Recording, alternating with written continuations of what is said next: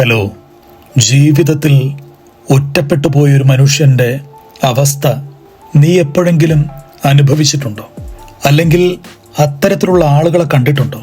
അവരുടെ മാനസിക അവസ്ഥയെക്കുറിച്ച് എന്തെങ്കിലും ധാരണ നിനക്കുണ്ടോ? അവർ പലപ്പോഴും ഏകാകികളായി മാറുന്നത് നീ കണ്ടിട്ടുണ്ടോ? അവരുടെ ഏകാന്തതയോ ഒറ്റപ്പെടലോ ഒരൊറ്റ രാത്രി കൊണ്ട് സൃഷ്ടിക്കപ്പെട്ടവയല്ല.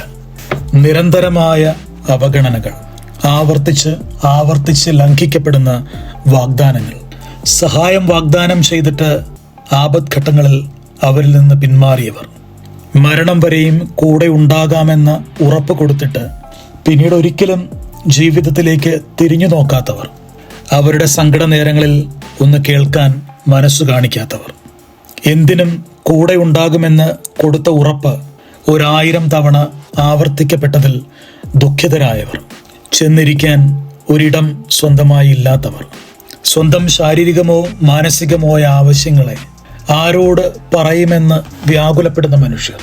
അങ്ങനെ വിവിധങ്ങളായ തലങ്ങളിലൂടെ കടന്നുപോയിട്ടാണ് ഒരാൾ ഏകാന്തതയുടെ ഇരുട്ടിലേക്ക് തള്ളിയിടപ്പെടുന്നത്. ഒരുപക്ഷെ ആധുനിക മനഃശാസ്ത്രം വിഷാദരോഗികളായി അവരെ ചിത്രീകരിച്ചുവെന്ന് വരാം. ശരിയാണ്, നമ്മുടെ കാലഘട്ടത്തിൽ ഏകാന്തതയെ വല്ലാതെ ഭയപ്പെടുന്ന മനുഷ്യരുടെ എണ്ണം പെരുകുകയാണ്. പക്ഷെ അവർക്ക് അതല്ലാതെ ഒരാശ്രയമില്ല. അവർക്ക് അവരെ തന്നെ തുറന്നു വെക്കാൻ ഒരിടമില്ല. അവരെ മനസ്സിലാക്കുന്ന മനുഷ്യരുമില്ല കേട്ടോ. പലപ്പോഴും ഏകാന്തതയുടെ ഭീകരാവസ്ഥയിൽ നിന്ന് രക്ഷപ്പെടാൻ ഉപദേശങ്ങൾ ഒരുപാട് നൽകാൻ ആളുകൾ ചുറ്റിനുമുണ്ടാകും. പക്ഷേ അവർ കടന്നു പോകുന്ന മാനസിക സംഘർഷങ്ങളെ, വേദനകളെ, ഉള്ളിൽ ഉരുണ്ടുകൂടുന്ന ശൂന്യതയെ, ചുറ്റിലും നിറയുന്ന ഇരുട്ടിനെ ആരാണ് മനസ്സിലാക്കുന്നത്? അല്ലെങ്കിൽ തന്നെ മനുഷ്യ മനസ്സിൻ്റെ ഇരുട്ടിലൂടെയുള്ള വ്യാപാരങ്ങളെ വിളിച്ചു പറഞ്ഞാൽ എത്ര പേർക്കാണ് മനസ്സിലാവുക?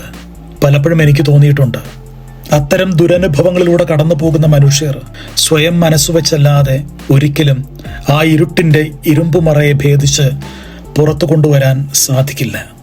നമ്മൾ അറിഞ്ഞുകൊണ്ട് ഒരു മനുഷ്യരെയും ഏകാകികളായി പോകാൻ അനുവദിക്കരുത് കേട്ടോ. അവരുടെ ബൗദ്ധികമോ വൈകാരികമോ ശാരീരികമോ ആയ ആവശ്യങ്ങളെ നിരന്തരം നമ്മൾ നിരസിക്കരുത് കേട്ടോ. സത്യത്തിൽ നമ്മുടെ സ്നേഹനിരാസങ്ങളാണ്, നമ്മൾ അംഗീകരിക്കാതിരിക്കലാണ്, നമ്മൾ വേണ്ട രീതിയിൽ ഉൾക്കൊള്ളാതിരിക്കലാണ്, അംഗീകരിക്കാതിരിക്കലാണ്, ബഹുമാനിക്കാതിരിക്കലാണ് നമ്മുടെ ഈ സമൂഹത്തിൽ അനേകം ഏകാകികളായ വിഷാദരോഗികളായ മനുഷ്യരെ സൃഷ്ടിക്കുന്നത്. ഒറ്റപ്പെട്ടു പോയൊരു മനുഷ്യന്റെ വിലാപം അങ്ങകലെ കുന്നിന്മേൽ നിന്ന് എനിക്കിപ്പോൾ കേൾക്കാം. അവന്റെ പേര് നസ്രായൻ എന്നാണ്. ആകാശത്തിനും ഭൂമിക്കും മധ്യേ മരക്കുരിശിന്മേൽ ആണികളാൽ തൂക്കപ്പെടുകയാണ് അവൻ.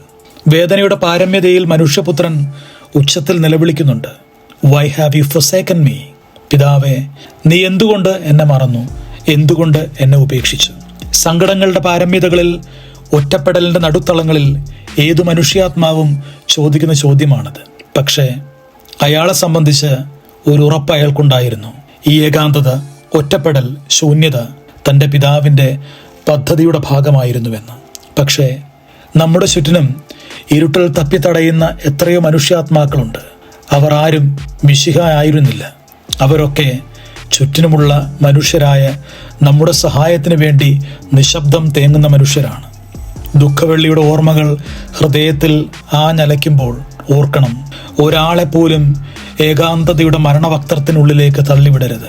ഇനി ജീവിച്ചിരിക്കുന്ന ഒരു മനുഷ്യ മിശിഹാമാരും ഏകാന്തതയുടെ കുരിശന്മേൽ തറയ്ക്കപ്പെടരുത്. ഉപേക്ഷിക്കപ്പെട്ടതിൻ്റെ വേദന അവർ ഹൃദയത്തിൽ പേറരുത്. ചേർത്ത് പിടിക്കണം, ഒറ്റപ്പെടുത്താതെ കൂട്ടി നിർത്തണം. അവർ നമ്മുടേതല്ലേ, നമ്മൾ അവരുടേതും. മനുഷ്യനെ സഹായിച്ചില്ല എങ്കിൽ പിന്നെ ദൈവത്തിന് എന്ത് ചെയ്യാൻ സാധിക്കും? ദൈവം മനുഷ്യരെ ചുറ്റും തന്നത് മനുഷ്യരെ ചേർത്ത് പിടിക്കാനുള്ള കരങ്ങളുമായിട്ടാണ്. നമ്മുടെ കരങ്ങളാണ് ദൈവത്തിൻ്റെ കരങ്ങൾ. ഒറ്റ തിരിഞ്ഞൊരു പാതിരാവിൽ മനുഷ്യപുത്രൻ ഈ ഭൂമിയിൽ ജന്മം കൊണ്ടു. വന്നത് ദൈവം കൽപ്പിച്ച ഇരുട്ടിലൂടെ, അവസാനിക്കുന്നതും ദൈവം ചുറ്റിനും രൂപപ്പെടുത്തിയ ഇരുട്ടിലും. അവൻ്റെ മരണസമയത്ത് ഭൂമി മുഴുവൻ ഇരുട്ടിലായെന്നാ പറയുന്നത്. പ്രകാശം കെട്ടുപോയ ദിനം. ആരുടെയും ജീവിതങ്ങളിലെ പ്രകാശങ്ങളെ കെടുത്തിക്കളയരുതേ. കൂടെയുണ്ട്, കൂട്ടിനുണ്ട്, പിന്നെ എൻ്റെ പ്രാർത്ഥനയും.